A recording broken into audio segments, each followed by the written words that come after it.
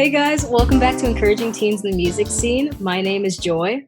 And my name is Bea, and today we are joined by two beautiful and super talented girls, Camille and Laurel.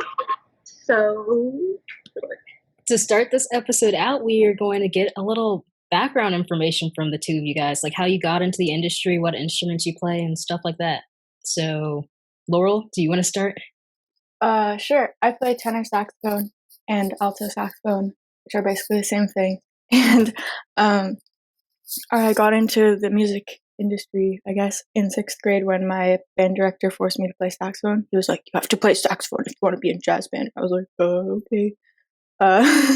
So that's how I started playing saxophone. I started on clarinet, but yeah. So then I've just been like playing in the school jazz band and like playing in a bunch of like smaller groups around like the Bay Area and gigging and whatever. Yeah. I don't know. What about you, Camille? I started similarly in 4th grade in Oakland's Music in Schools program. I started playing alto saxophone, and I worked really hard and I was good at it. So I got scouted by Oakland School for the Arts, and when I started going there, I got private lessons and they gave me a tenor saxophone. So that's how I started playing it. I play tenor now. And yeah, like I've always loved music, and since then it just took off for me. Like I started gigging and like met so many cool people. And then for high school, in 10th grade, I came to Berkeley High, and that's where I met Laurel and so many other people. And yeah, I've just been playing ever since with groups, with my school, with SF Jazz, you know. Cool. woo! Yeah.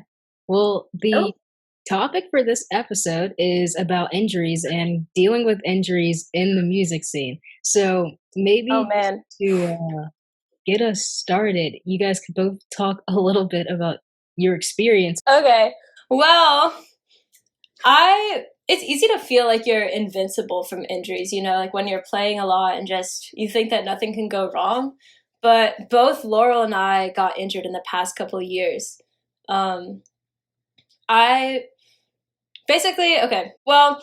Here's the tea, guys. Here's the tea.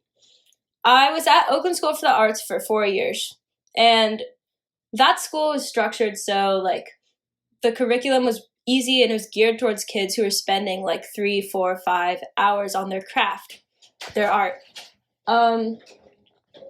And so when I came to Berkeley High, it wasn't like that at all. Like I had to grind in order to find time to practice.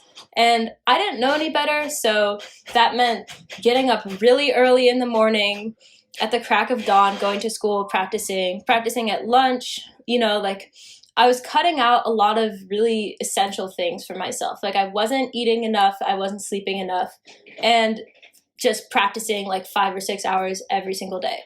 And that caused my body to like freak out, and I got injured. And that was the first mistake I made. The second mistake I made was just to keep going. I was like, heck no, like I'm not going to stop playing. I'm getting so good. So I kept playing and it got worse. And I had to end up taking so much time off. And I'm happy to say that I'm officially injury free after like a year of battling this. But apparently some people didn't learn from it because the same thing happened to Laurel this year. Okay, so what happened for me is that, like, I guess kind of similar to Camille. Like, this year, I got injured. I'm still injured right now. I'm still working through it. I haven't really played in a month. And I got injured over winter break. So it's been like 7 months now or something like that. And I was just like practicing way more than I usually do over winter break because, I mean, there's more time, right? So I was practicing like 4 hours a day, and like maybe 2 of those hours was like technique stuff. And I don't, yeah, fuck. I mean, not that word. Anyway, but anyway, moving on. So I was practicing a bunch of like technique stuff that I didn't usually practice, and like what I was doing wrong was that my posture was terrible because like I'm just one of those people who have terrible posture, and also like I was pressing on the keys really hard, like instead of just like pressing lightly and just like with the right amount of force to like put the saxophone key down, I was like gripping the saxophone really hard, and so just like doing that for like multiple hours a day, I just got super injured from that. And then I kept playing because I didn't think it was a problem. I was like, well, like, it doesn't hurt that much, right? And then it just kept getting worse and worse. And I had to like, yeah, I don't know. It is so easy to ignore this stuff, like so easy. You can just be like, I don't think anything's wrong. Maybe I'm just making it up, and then keep going. Yeah. You gotta be careful with that. But I was like, well, I just want to play. It's like, why not play, you know? So you're talking about how you kept playing and how it is easy to keep playing through it. At what point were you like, I need to stop? Or like, come on, what are you doing? At what point did you stop playing? I don't know. I kind of just like slowly realized like, oh, what if the same thing that happened to me is the same thing that happened to Camille? I was like, oh no. So then I was like, wait, this actually might be a problem. But then I didn't like start going to like physical therapy or something until like 4 months after I got injured or something like that, like 3 or 4 months after. Like, not that bad. It'll probably get better on its own. But like, no, you have to treat it. You can't just leave it alone. Yeah, like she was a lot smarter about it than I was because I knew something was wrong. So I was like, okay, well, like maybe I'll start going to physical therapy. And I remember I went in there. I thought I was so big and bad. I told my physical therapist, I was like, okay, I'm injured, but I can't take any time off from practicing. So that's what we have to work with. And she was like, okay, like I guess, but I'd recommend you take like a week off. And I was like, nope, I like wasn't having it. And so I think that it's really essential to take time off at the beginning. Like, even though I realized something was wrong, I didn't care because I loved playing so much, you know? And it's hard to find that balance in yourself. Yeah. This is weird, but I read this like article about it where there was like some like Ivy League college did a fancy like study about mice and tendonitis. And mice can get tendonitis? Dude, they like made them get tendonitis. I don't even know. That's anyway, so awful. Moving right along, just to like find out stuff about it. It's really weird. Anyway, but apparently if you rest for 2 weeks right after you get injured, it just goes away and you're fine. So, well, neither of us did that. For mice. I don't know about humans, but they said that's like the general. So if you think you have tendonitis, rest for 2 weeks and you'll probably be fine, I guess. Yeah. And some ways to tell are like if your arms feel like puffy, if things feel stuck, if you feel any sort of fatigue or soreness after playing. I mean, I think that sometimes if you're really working hard, it's okay to feel a little bit of soreness, but if you notice like a correlation between you had a really intense practice day or you practiced in a weird position. Like for me, the inciting incident was I practiced for 4 hours in like a car on the way back from like a music festival. Was that on the way back from Reno? Oh, yeah, so much. Because we both did that, but I was playing on the dash. Like, yeah, that makes sense. I think I was playing your soprano. Yeah. Anyway, keep going. Yeah, you were playing my soprano. Yeah, if you like notice anything or if you even have a question, like you should just chill for a second. Yeah. Because if you do the wrong thing and you keep playing, like you're gonna be messed up for like possibly a year. It's just not worth it. Like 2 weeks is nothing compared to 6 months. And like sometimes it can be good to take a break from playing anyway and just like think about other stuff, like learn about yourself and stop thinking about skills all the time. You know, I don't know. Some people do that. Oh, also the other thing I was gonna say is that you may think the like where it hurts is like in your hands, but it's actually in your forearms. Like, well, obviously the people listening can't see this, but like I have tape all over my forearms, like kinesiology tape, which is supposed to help, and it does. But yeah, it's in your forearms. It's not just your hands. For me, I would actually suggest like learning about anatomy. Sophomore year, I took an anatomy class and I loved it. And that was also like my injury starting. So that was super helpful for me just to know like what's up.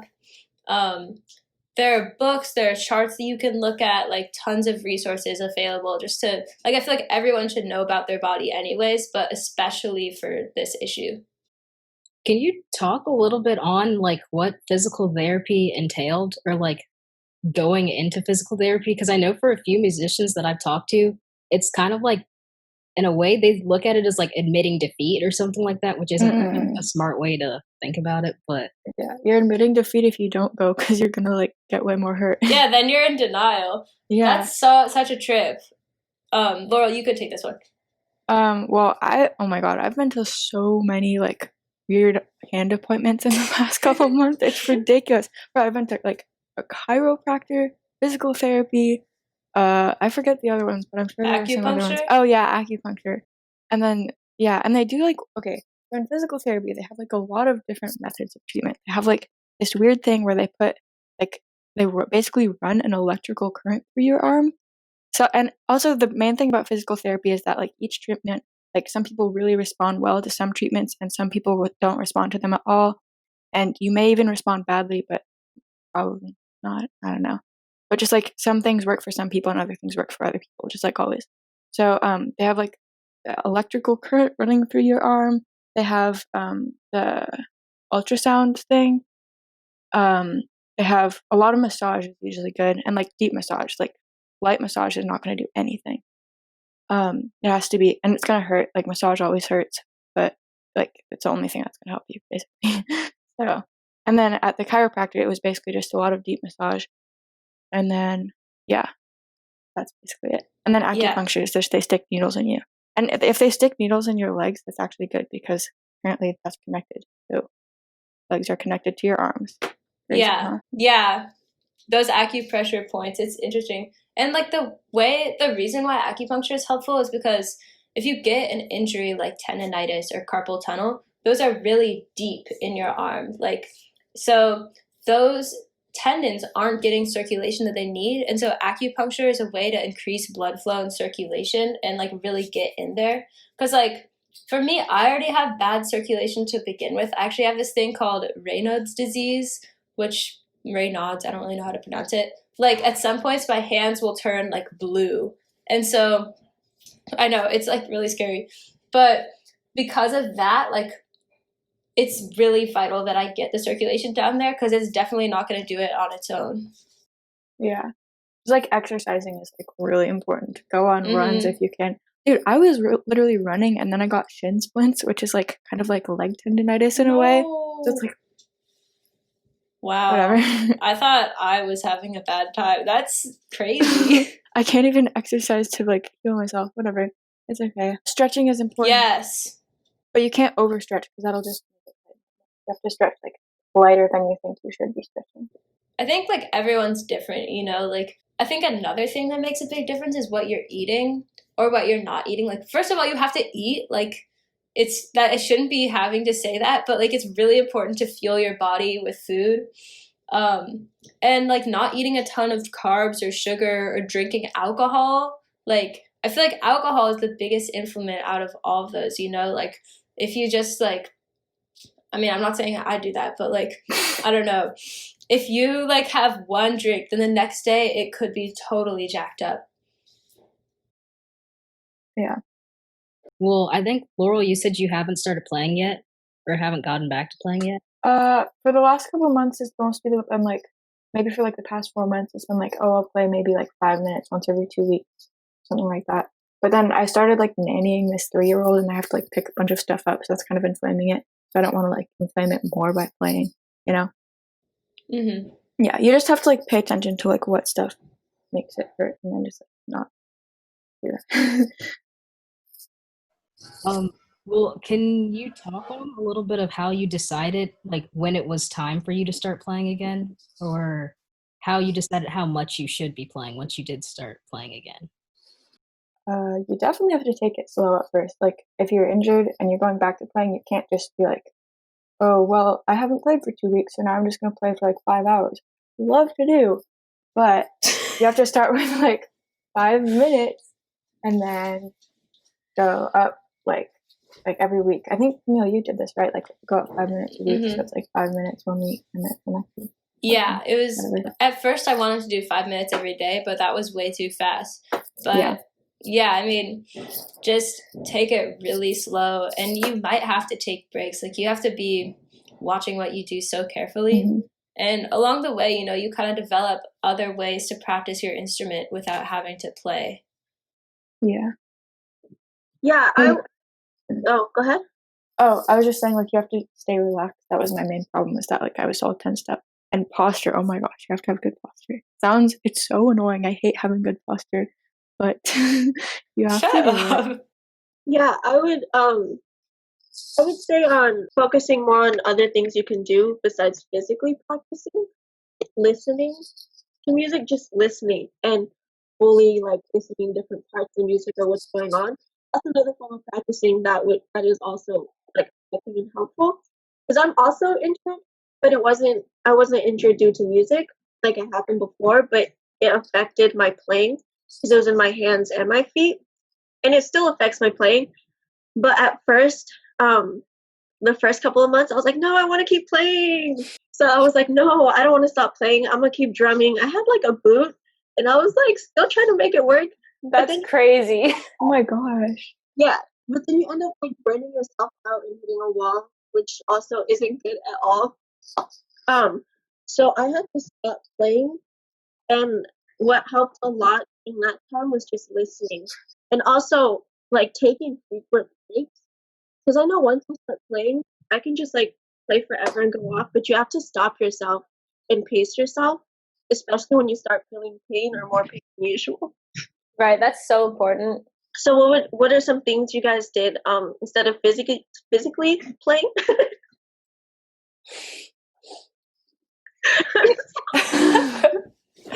Okay.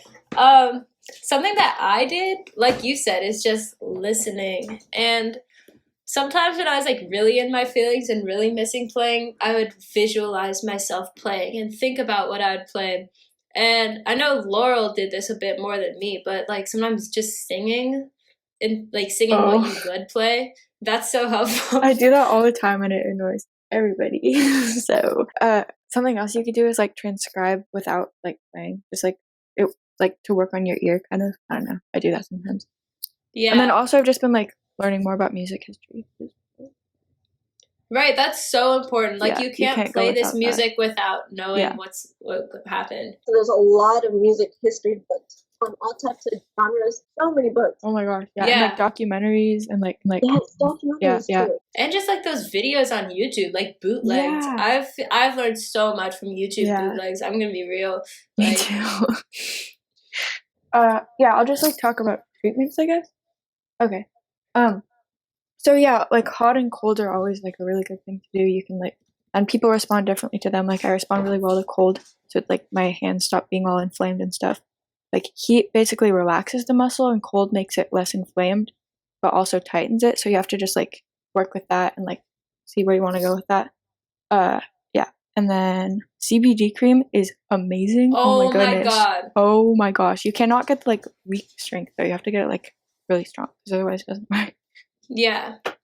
Or menthol arnica is really helpful because for a while I was using arnica, but the menthol really like gives it this tingly sensation and really helps it like absorb in. So I like to use a mixture of that and Papa and Barkley CBD cream. It's like so helpful. Ooh. Yeah, I use menthol. I tried, but it didn't really help me. So yeah, like everybody responds differently. Like I cannot stress this enough. Like everyone is so different. What works for me might not work for Laurel. What works for Laurel might not work for Bea. Like it's just you have to find out what works for you. And luckily there are like a lot of options. Yeah. And sometimes it'll take a while too, because for me, it's still. Like, they still haven't pinpointed what exactly the issue is with the pain since it's been a couple years. So it might not even take a couple years. It might take a couple months because everyone is different, or weeks. So just finding what works for you and what helps you and what your method, what works for you best is like super important. And listening to your body and what's up with it. Yes. Like, I feel like in this culture, we're kind of taught to like not listen to our body and just like keep pushing through and ignore what's going on and like grind. And that can actually be counterproductive. You know, like you have to check in with yourself. Not only will it keep you from getting injured, I think it'll make you a better musician. Yeah. Because it also takes discipline to tell yourself to stop if something's wrong. And that's a huge thing too. And it's always good to, just like take a moment and just like be like, wait, there's like other stuff besides music. Whoa, I didn't know that. You know? Definitely. Like, if you were talking to a musician who's just starting out, like they don't really they haven't really been put in that position where they do like grind for long enough to get hurt, what's the advice you would tell them from like the get-go, just so that they don't get to that point? Have good posture. I'm serious. It's so terrible. What you have to do. Man, I mean, if they're just starting out, I would just say, like, try to have fun with it, be relaxed, make sure you're having fun, but you have proper technique, if possible. Like, I taught myself how to play at first, and the way I did that was by looking at videos of John Coltrane, who's my favorite saxophone player. And he was like a big guy, and I was like an 11-year-old girl. So like I had all these bad habits from that. Like, I don't know, just trying to figure out what works for you and what's correct.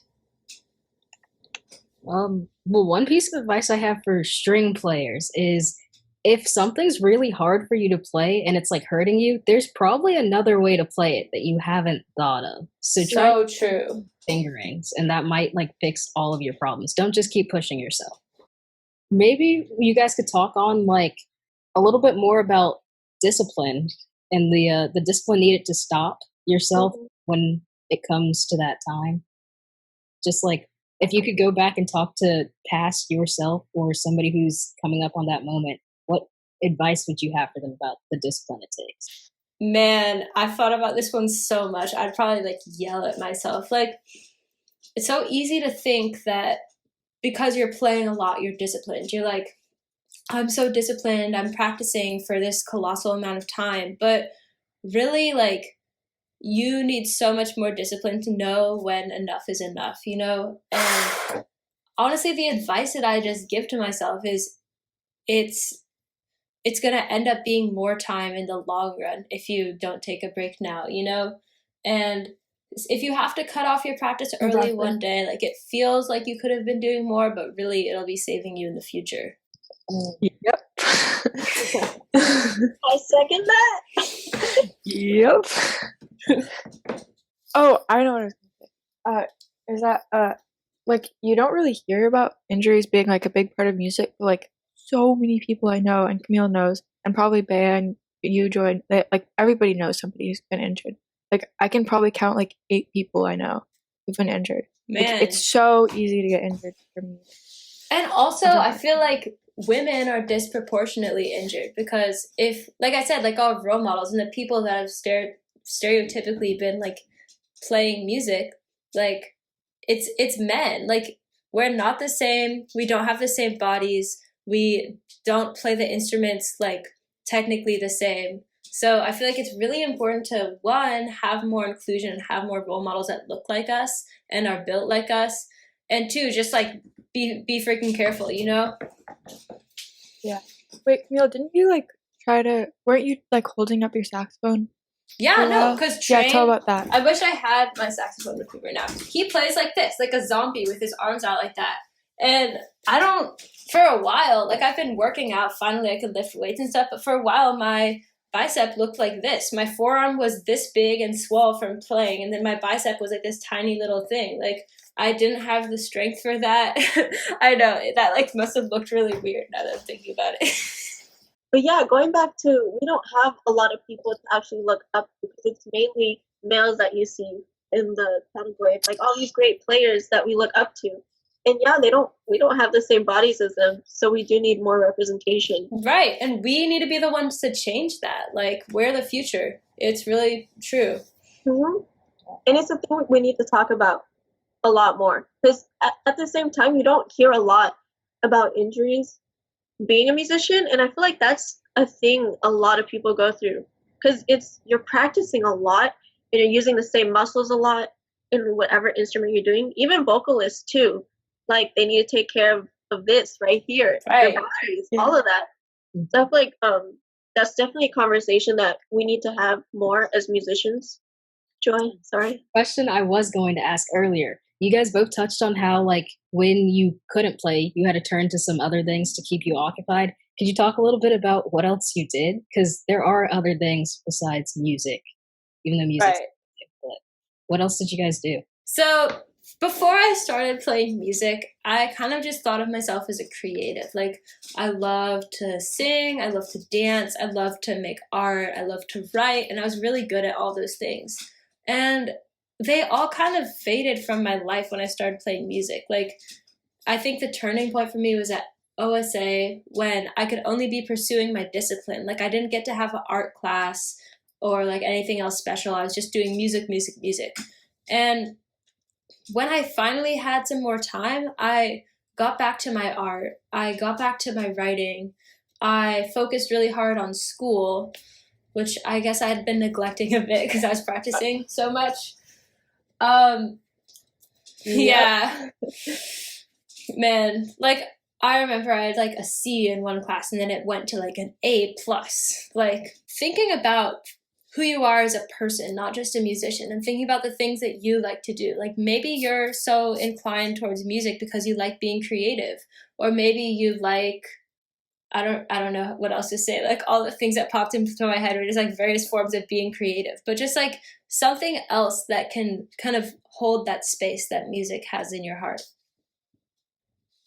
Yeah. Also, like, exercising is really good because it also helps you get better, and it's just something to be like involved with, you know? Also, like something sleeping, to like occupy. you know, yeah. like take I care of remember doing. yourself. Yeah, like you need to sleep to like heal, you know? Man. Yeah, that's important because we do lose a lot of sleep either staying up and practicing or listening to stuff or catching up on homework that we need to do. Or just like lying there thinking about stuff. Man. Yeah, exactly. Sometimes I just try to go to sleep and I'm like, I wonder what I'll wear in 30 years when I'm receiving an award. Like, it's so bad. Yeah. So I did have a question about practice routines that you guys would have. Since we work mostly on discipline, making sure we take breaks, do you have like a certain practice structure to that maybe? Or like you'll play and then you'll take a 10-minute break for every 15 or 20 minutes you play? Or do you just go based on how you feel? At this point, I mostly go based on how I feel. But I think if you're coming out of an injury, it's important to be really structured about it and do it in a way that doesn't make you hate music, you know? Because sometimes, like, as a creative, as a creator, I said that kind of weird, as a creator, you know, you don't work like that. But I think that it's really all about balance, like finding the balance of doing something because you love it and doing something in a way that will make you really good at it. Yeah. Laurel? For me, I haven't been playing that much recently, so it's just like break every 5 minutes. But then I usually only play for 5 minutes, so it's just like, well. But once I get back to playing, I'll probably do like 5 minutes and like take like maybe 5 minutes in the morning, 5 minutes at night, and then like maybe do that like once a week, and then do it up to twice a week, and then 3 times a week, and then maybe 10 minutes, you know, just like increasing it little by little. 10 minutes! I'm so excited. But yeah. Yeah, because at the same time, it is hard going through the pain, but also not being able to play. It's like, it's what we love to do, right? Mm-hmm. It's like if a basketball or football player is injured, you can't play, and playing is what you love to do. So also making sure you're okay and you're doing okay, or just talking to your family about it, or anyone, is checking in on yourself, because it's real. Not being able to do what you love because of an injury. It's like the physical pain and then the emotional pain, you know? So that's also a thing that I think is important, making sure you're okay. And also your friends, if they're also injured, just checking up on them. Yeah, because it's like this, it feels like the greatest loss you can endure. Like, because it's not like it's not like you're losing someone else. It's like you're losing a part of yourself. And that is just so hard. And I don't know, to anyone listening right now that's going through that, I just like, I'm with you. I've been through it. You will come out on the other side. Just like find a support system and remind yourself that you're going to be okay, and remind yourself that it is going to end eventually, you know? Oh, one other thing for me, or wait, I just forgot it. I was going to say something. Queen. Oh yeah, something for me that's been happening is like when like I probably could be playing more than like once a month right now, but I get like scared to play. I feel like I've developed like this weird like complex of playing that's like, oh, it's gonna make me so much worse. I'm gonna like go back in like my healing process like 3 months if I like touch my saxophone, which is like not even true. But like I don't know, I'm just like scared to play saxophone now, and it's like I used to like Yeah, play that saxophone, actually happened to me as well. Like I think that I don't know if there's an answer for it. Like it might just be part of the process, but I think it's important to be able to distinguish like where is that fear coming from? Is it coming from a place of like I'm mad that I can't play and now I just want to be lazy and like eat chips. I'm not speaking for you. Like I feel like No, that happened to me for a second and I was just like, man, like when I was like almost recovered, I was like, what if I get injured? And then I would like just chill out and like not practice because you know like it's so disruptive to your routine when you're not able to practice for so long and like yeah, it's like what do you do? Yeah. We wrap it up then, because that was all great advice. So yeah, I was thinking maybe we could just like do a quick like run through of the treatment things we discussed. Oh, great idea. So like chiropractor, physical therapy, acupuncture, heating and cooling. Also, okay, for like ice packs, I actually gave myself frostbite by accident from using an ice pack. So now I have like these weird scars on my arm. So don't do that. Put a towel or a t-shirt in between the ice You pack. are crazy. I know, it's so weird. But anyway, so don't be like me and don't do that, please. But like, so yeah, ice packs, heat packs. Do not take sleeping and eating. Oh, those are good. Don't use like numbing spray if you just want to keep practicing. Like that'll literally just make it worse. Yeah, and do not take ibuprofen because that will like afterward, like you'll injure yourself, but you won't feel it because the ibuprofen's working, and then afterward you'll be like, oh shoot, like now I'm way more hurt. That happened to me like 3 times. Or you could also take too much ibuprofen and then get a stomach ulcer. Yep, I almost did that. Anyway. I did do that. It was so bad, and then I kept like eating hot chips and be like, why does this hurt so much? No. Oh my god! Yeah, I was taking like 3 or 4 ibuprofen a day. For, like, girl, I was taking like 10. Dude, don't look at me like that. It was a bad time in my life. It's okay. Also, turmeric pills are good. Oh yeah, because turmeric is like anti-inflammatory. And check out my blog on my website, CamilleKirani.com. I have all this info and so much more about being injured, and it's really cool. You should check it out. Yeah, and learn about anatomy. Yeah, so we were just going to ask for last piece of advice. You're talking to other musicians who might be going through what you guys went through. What's your last piece of advice or words of wisdom for them? I would just say, be patient. Be patient. I'm going to say it one more time just so they hear it. Anyone out here? And Laurel, be patient. Okay. Also another thing is K-tape, which is kinesiology tape. Kinesiology, that's the weirdest word ever. Anyway, you guys can see it, but obviously people listening can't. But it's just like this weird stretchy tape you put on your arms and it like lifts up the skin. Just like check that out and like look up the right way to put it. That's been helping me a lot. And yeah, don't like keep going. Like it's so much worse to get injured than to like not play for a day or 2 weeks. Yeah. Mm-hmm. I don't know. Thank you guys so much for joining us. This was a great interview, very informative. Yeah, to everybody listening, I hope you enjoyed. Please follow us on Instagram at ETMS Podcast and subscribe and like the video if you're watching on YouTube. Yeah, thank you guys so much. Thank you. Yeah, thanks for having us. Bye, everyone. Bye.